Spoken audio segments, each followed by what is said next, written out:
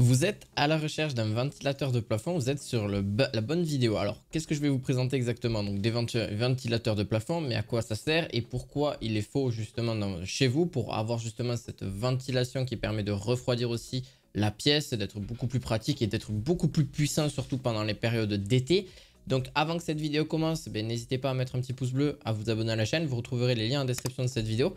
Je vais vous montrer un petit peu les trois directement, donc trois marques différentes.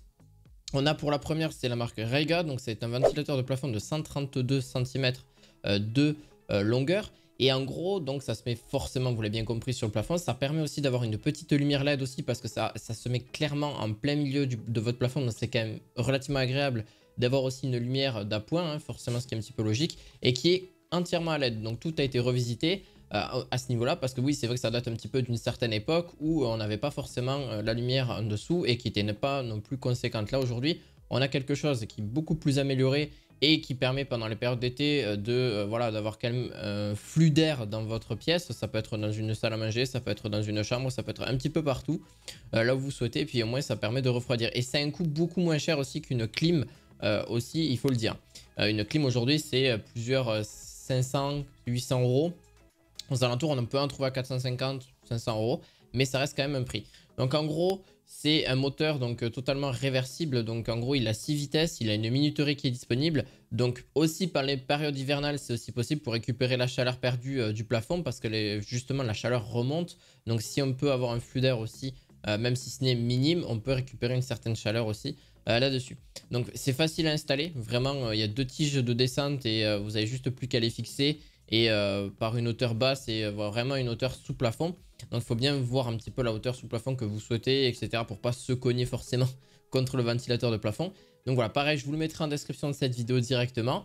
Pour le deuxième, c'est la marque Karlstein, exactement. Donc en gros, c'est une marque qui n'est pas du tout française, mais par contre qui nous permet aussi d'avoir un réglage donc, qui est moins hauteur sous plafond, clairement qui est beaucoup moins importante que l'autre. Au niveau de celle-ci, pareil, on a une ampoule E14 donc de 60 watts qui va vous permettre aussi d'avoir un éclairage sur la pièce en général. Et pareil, c'est la même utilité. Donc en gros, c'est vraiment pas très peu bruyant. Ça va jusqu'à 50 décibels avec la vitesse maximale. Donc si vous êtes en version lente, forcément, c'est moins important et on entendra beaucoup moins le bruit.